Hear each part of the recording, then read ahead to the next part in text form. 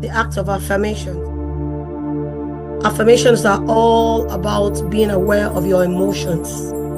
An affirmation is a positive statement used to challenge negative or unwanted thoughts. There will always be unwanted thoughts. There will always be reasons why, we're thinking weird. So, but what do you do at such times? So, affirmation as a word in itself refers to the act of saying or showing that something is true. For example, they nodded their head in affirmation. Like when someone is speaking with you and you're nodding your head, that's an affirmation you're accepting or agreeing with the person. So self-affirmation, which is what we are discussing today, is different from the other affirmation when one is speaking to you. Takes that one step further. The official definition from Webster Dictionary, it says the act of affirming one's one's worthiness, affirming yourself, the act of affirming your value, and the act of, believing in yourself as an individual. Affirming one's worthiness and value of an individual for beneficial effects, such as increasing one's confidence or raising one's self-esteem. So one of the reasons you affirm yourself is you're actually, seeing worth in yourself, you're valuing yourself, you're not downtrodden yourself. Even if people talk down on you or people don't believe in you, you have to believe in yourself first. So based on this definition, do you feel that self-affirmation would benefit you? Yes, it's very essential. We all need to affirm ourselves. We don't need to wait for people to cheer us up. We are our number one cheerleader. So I expect that, if nobody cheers you, you cheer yourself. Look at yourself in the mirror and tell yourself that you're worthy, you're a person of value, and you're adding value to yourself. So based on this self-affirmation, how does it benefit you? How would you currently rate your self-esteem? Would you say you have high self-esteem or low self-esteem? You can check yourself. You're the only one that can tell yourself the truth. So think about it for a moment. And if you like what you're doing, or you can see that you're a person of self-esteem, high self-esteem, then that's good. But if you're a person that looks down on yourself, you might want to start changing those negative thoughts and start believing in yourself to be a person of worth. So learning to be kinder to yourself. No one will do that to you. As much as you want others to be kind to you or cheer you, you have to be your number one cheerleader. And since in general, we are pretty harsh on ourselves. Many of us are some more critical of ourselves than anyone else. We judge ourselves. We dislike what we do. We don't believe in ourselves. So why? Because we are all created. We have all been created to have negative core beliefs throughout our lives because of the things around us, the influences, the lives, and the people that live around us. So these core beliefs are based on personal experiences and the lessons we take away from the things that happen around us. So this belief can also come from observing others. Who are the people you hang around? Who are the people you live with? If you are in a home where there's abusive, both parents are abusive, you will tend to grow to be negative minded. So this belief can also be from observing others, what they do around you. So for example, if you had a parent who was highly self-critical of themselves, you are more likely be that way as well too, because that's the influence you've had around you for years.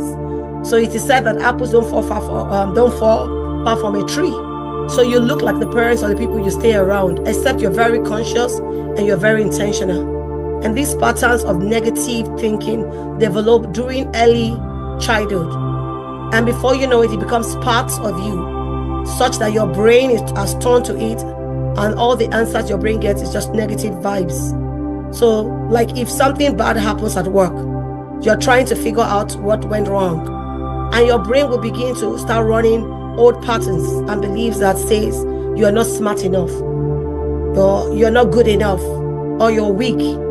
Because over time, that's the pattern you have been in. That's the pattern you have grown in. That's the pattern you've seen your parents or friends and families surround you acted on. So there's a tendency that you act that way too. So how do our brain create knowledge about things? Based on past effects, based on past experience, and that's how the brain works. So our brains are built to create information, interpretation of patterns and assumptions. So if we don't have all the information about something, we fill in the blanks based on the information we already have. And so that's why, I call YouTube a university. So meaning that there is nothing you're looking for in this world, just type it on YouTube. You will get the information. Just type whatever trainings you want. You will see someone who has been through that experience, who has done such before, and you can learn from such people. So when we don't have all the information, we tend to fill it with the blanks, fill the blanks with the information we already have inside of us. So usually this comes from what we have been told about ourselves, or what we interpret our perception to be. And that's why when people do things, we already read meanings, we already assume that this is the way the person is acting, because over time, this is the influence we've grown in. This is the circle of people that have surrounded us over the years. So we interpret other people's perception the way we think. So if you had someone in your life who bullied you when you were growing, or abused you, or told you that you weren't enough or you weren't good enough, that negative thought will tend to stick in your head, such that when people tell you, oh, you look good, you look amazing, you're such a valuable person, you're very intelligent, the first thing that rings the bell is those negative patterns that you've had over time begins to play, and you begin to question it, that is this true? Is this person saying the truth? Is this person cajoling me? So that's the thought that will come to you all the time, because over time, this is what you've been exposed to. So the effects of negative thoughts. Negative thoughts, attitude, and feelings can create chronic stress in the body, which can have serious consequences. And it's happening to everyone. So you have to be intentional about those negative thoughts, how you can flush them out of your system, and be conscious of it. If you're not, it will take the very most part of your body.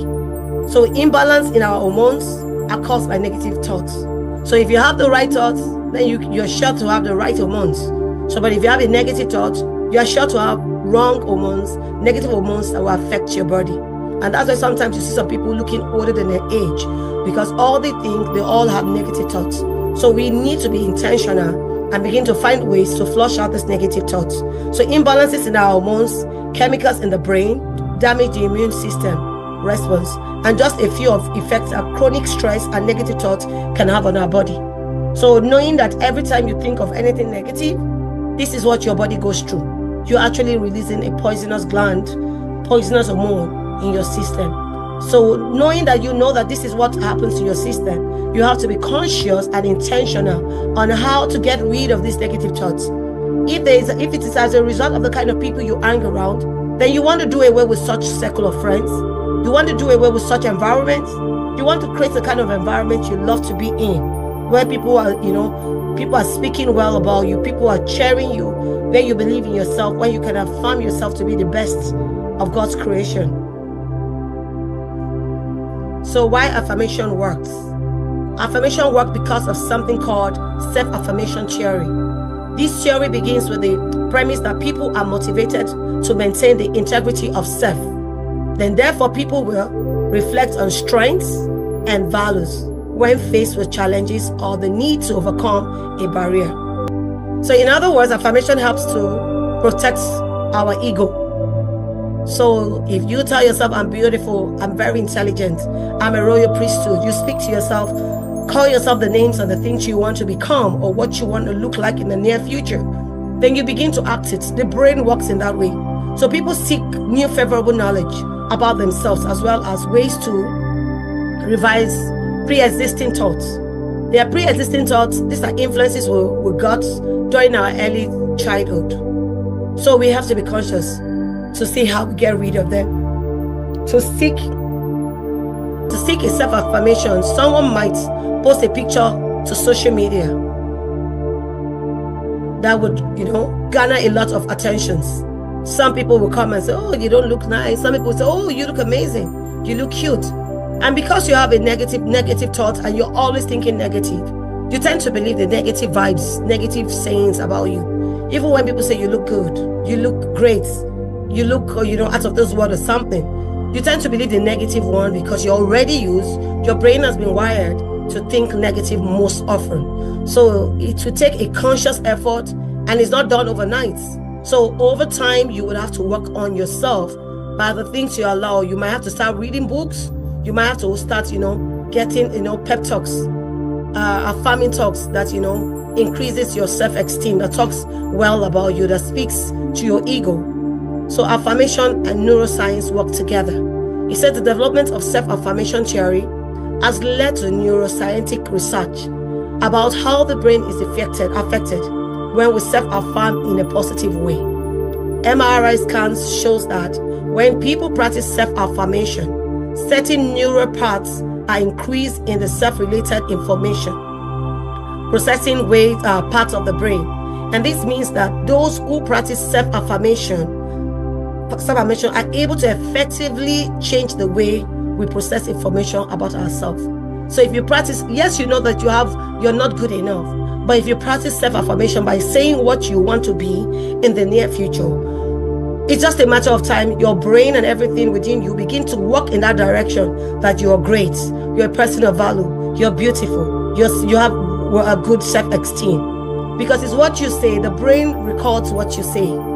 So if you're saying something different and your brain is saying something different, there's no way it will align. So you have to say what you believe. And in saying, your brain begin to, work according to what you say. So what are positive affirmations? Happy thoughts, happier life. So positive affirmations help us to respond in a less defensive way and resistant way. Once you have a negative thought, when people speak to you, you're very defensive. You want to fight back, you want to defend yourself, you want to say something right. But when you have positive thoughts, you're less defensive and you're not resistant. So we are presented with threats all around us because we believe the negative more often than the positive. So this is because by developing a better sense of self, we basically boost our self-esteem and we feel more capable of handling difficulties when they arise. So knowing yourself is one key way to be self-aware. When you know yourself and you know that this is what is wrong with me, and you start looking for help in that direction and you start speaking to yourself, with time you will get better. So no one change overnight. It's a process. Nothing works like you sleep and wake up, everything changes. No, you have to work it. It's a process. So you have to follow that process of thoughts to get to where you want to be. So affirmation versus positive mantra. So some of you might have heard of mantras, which are similar to affirmations. Someone will say, my mantra is to hang around the right side of people, not to say negative things. Like I have a mentor that says, see no evil, say no evil, hear no evil. So she makes sure she doesn't get around people who will show her things she doesn't want to see. She doesn't stay around people who says negative things. So he says, see no evil, hear no evil, and say no evil. So those are people's mantra, and that's a mantra I've embraced too. I don't want to hear anything negative. I don't believe whatever anybody says. I believe in the words I say. I believe in what God says I am. You understand? So people will always speak wrong about you. People will always say negative things about you. But you have to decide who you believe. Believing in the God in you who has said you're a royal priesthood, you are valuable, or believing someone who says you're negative, you're a prostitute, or you don't have home training, or maybe they say words to you, they cuss words, and you want to believe their words. It's what you believe that you become. So you have to intentionally tell yourself, these are the things I will believe, these are the things I would allow around me. So when I get exposed to negative thoughts, I deal with it almost immediately so that those thoughts don't remain in me. So technically, mantras are sacred words, stanzas or verses that carry more spiritual meaning than affirmations. So in contrast, affirmations are described by psychology, saying that brief phrases repeated over time, you become that.